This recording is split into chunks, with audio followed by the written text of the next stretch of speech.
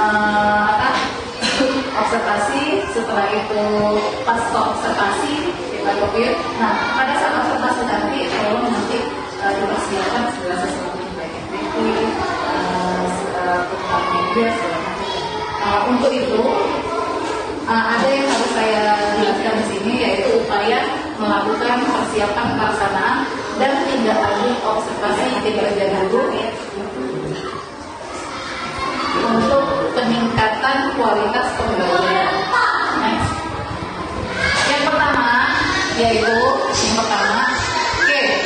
persiapan observasi kinerja guru secara terbuka, realistis dan relevan dengan peningkatan kinerja. Apa saja sih yang harus dilakukan? Yang pertama adalah mendiskusikan target perilaku yang relevan dengan indikator kinerja serta realistis untuk diperhatikan dan meningkatkan kualitasnya oleh guru tersebut. Kedua, mendiskusikan rencana pembelajaran yang sesuai kebutuhan guru dan realitas yang dilakukan. Ketiga, mendiskusikan rencana observasi kinerja yang relevan dengan rencana pembelajaran serta realistis yang dilakukan. Oke, untuk yang pertama ini, coba saya mau lihat yang pertama, Ibu Sukima, saya mau tanya untuk observasi nanti, langkah-langkah apa saja yang harus dipersiapkan pada saat nanti melakukan observasi? Dan ketika nanti pas saya observasi, sebelumnya saya akan mempersiapkan agenda terlebih dahulu. Kemudian saya juga akan menyiapkan media pembelajaran apa yang saya pakai tentunya di dalam kelas, lembar kerja peserta didik yang akan saya bagikan, administrasi lainnya, dan nanti dalam pelaksananya saya akan menggunakan media pembelajaran yang menggunakan internet seperti YouTube agar bisa menarik perhatian peserta didik sehingga lebih fokus lagi dalam pembelajaran. Oke, bagus sekali ya persiapan nama Ibu Sukma. Semoga pada saat aplikasi kita akan menjadi. Oke, next yang kedua. Yang kedua adalah pelaksanaan observasi perilaku secara efektif dengan meletakkan rating berdasarkan bukti perilaku, yaitu memastikan lingkungan observasi nyaman dan mendukung, meminimalisir gangguan untuk pengamatan efektif, mencatat perilaku kunci yang relevan dengan kriteria observasi kinerja, serta menetapkan rating observasi kinerja yang realistis berdasarkan bukti-bukti yang tercatat.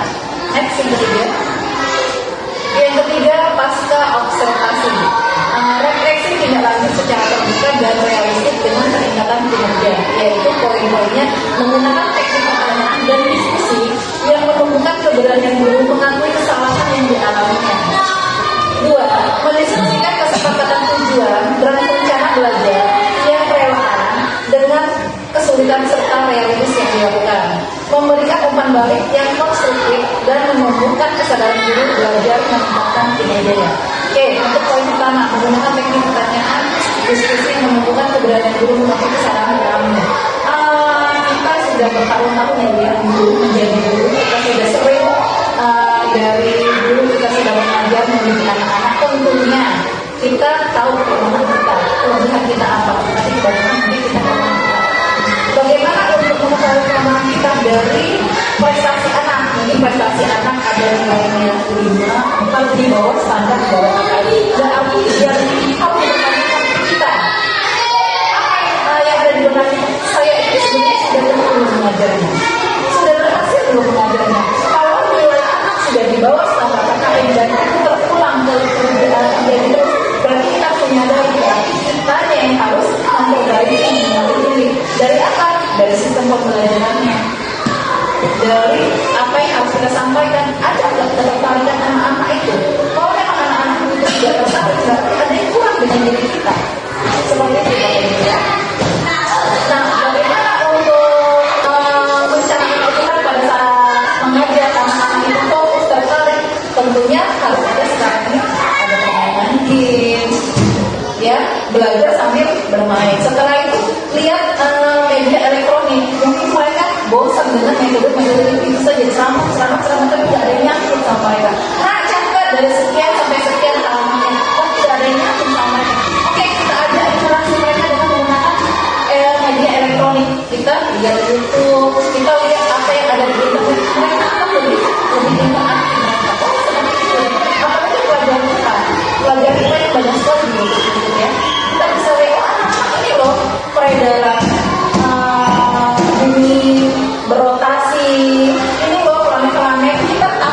gambarnya. Kalau ada gambar-gambar yang saya lihat, mereka akan nyambung, oh ini ya macam-macam planet, ini Merkurius, Venus, Bumi, oh seperti ini bentuknya.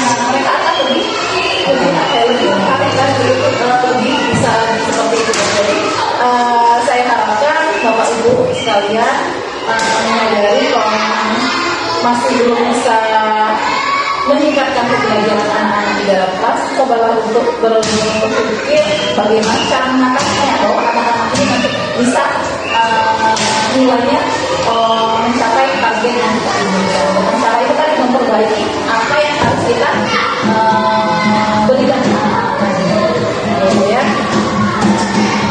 Mendiskusikan kesepakatan tujuan, tentunya kita mengajar pada tujuan.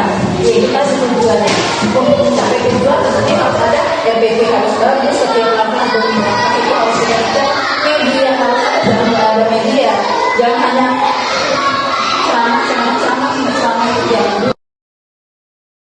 Adakah permainan, adakah game, adakah tanya jawab, buat mereka lebih senang lagi untuk belajar. Memberikan umpan balik yang konstruktif dan menunjukkan kesadaran guru belajar meningkatkan kemudian ya. Ini sama saja sebenarnya, intinya bagaimana cara kita bisa mengembangkan cara kita mengajar anak-anak supaya tidak bosan seperti itu ya. Jadi bisa menyanyi suka dengan tema banyak gitu ya, nyanyinya apa, tapi disebutkan ada sebenarnya gunakan metode itu gitu ya.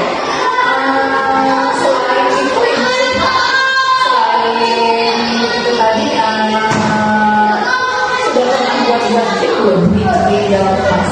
Menurut saya pernah melakukan pembelajaran yang melibatkan siswa di dalamnya, jadi mereka mengalami langsung. Saya melakukan kegiatan melihat benda yang bentuknya menyerupai bangun datar. Dan di bawah ini saya buat gambar bangun datar. Kemudian saya pilih gambar benda yang bentuknya menyerupai bangun datar. Jadi saya akan berbagi,